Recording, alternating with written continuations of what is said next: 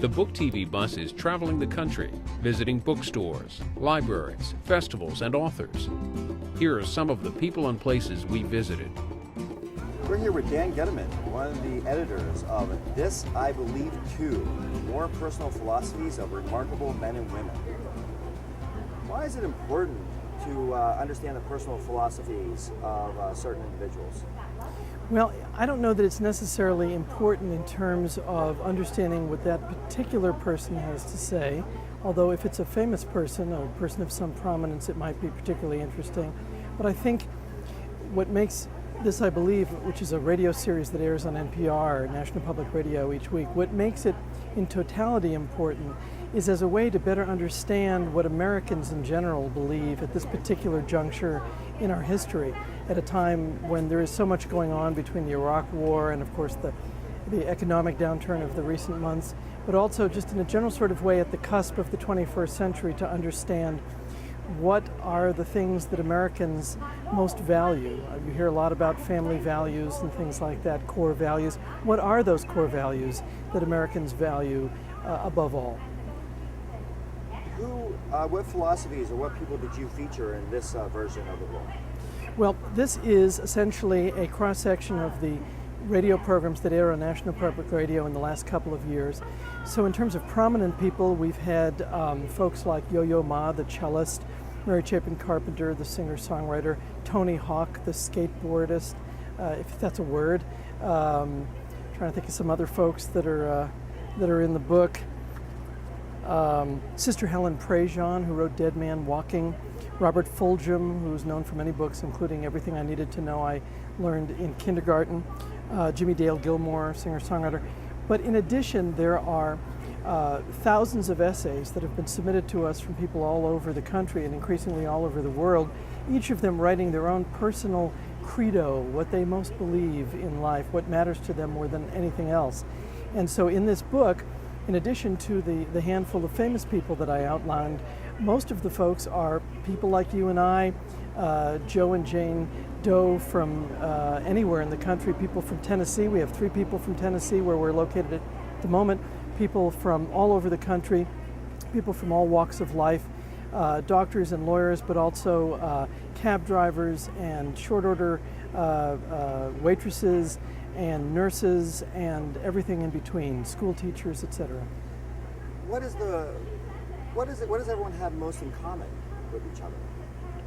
What do they have most in common with each other? Well, I'm not sure that there is that much in common other than a desire to dig a little deeper than we might in our normal everyday life and ask ourselves questions that are perhaps a little harder to answer, such as what do I most value, what is most important to me. But I would say in a general way that many people write about times that have been trying for them, the death of a child, the death of a parent, a serious illness, a bankruptcy, losing a business, something about something in their lives that has tested their beliefs or perhaps created one anew. A lot of people talk about the importance of being in the now, the importance of enjoying the moment, their families, things that seem sort of cloying but are utterly truisms, especially when your life has been tested by anything traumatic. If someone read the first version of this book, what difference is this second version? Well, it's simply another selection of people talking about their personal beliefs. In our first book, which is This I Believe, as opposed to This I Believe 2, there was a smattering of essays from the 1950s version of This I Believe, which was done by Edward R. Murrow between 1951 and 55. And so there were people like Albert Einstein and Helen Keller and Eleanor Roosevelt and people of that ilk. This book is completely the work of contemporary authors. So that's the major difference between this book and the previous book. Is there a particular person that is featured here that stands out to most people who read this book, or the feedback you've been receiving as you've been going around talking about this book? Well, I think the essay from Sister Helen Prejean, the death penalty activist who wrote the book Dead Man Walking, which was turned into a major motion picture with Susan Sarandon, her essay is very thought-provoking, and the essence of it is Don't ask me what I believe, ask me what I do. Follow me around for a week, and you will deduce what I believe from the things I actually do, how I treat people. And I think that's a very thought-provoking idea, that instead of just asking me what I believe, ask me what I actually do, and see if my walk and talk are congruent. Finally, is there a difference between the people you feature on their ages in their life? Does people who are older, do they find that their beliefs have changed versus the people that are younger, or people who are younger, do they believe their beliefs will change in the future? It's an interesting question. I think that there's certainly a difference between what somebody has to say when they're a teenager and what they have to say when they're in their 90s. And of course we have essays from people in both teenagers and their 90s in this book. I'll give you an example of one of the essays from a young person that is quite remarkable. There's an essay from a young Chinese American woman who writes about the importance of duty, the importance of doing what her parents want her to do rather than what she wants to do. Now that's not a very fashionable idea for most teenagers today, and I'm not necessarily sure that that's something that you would hear a 90-year-old write about.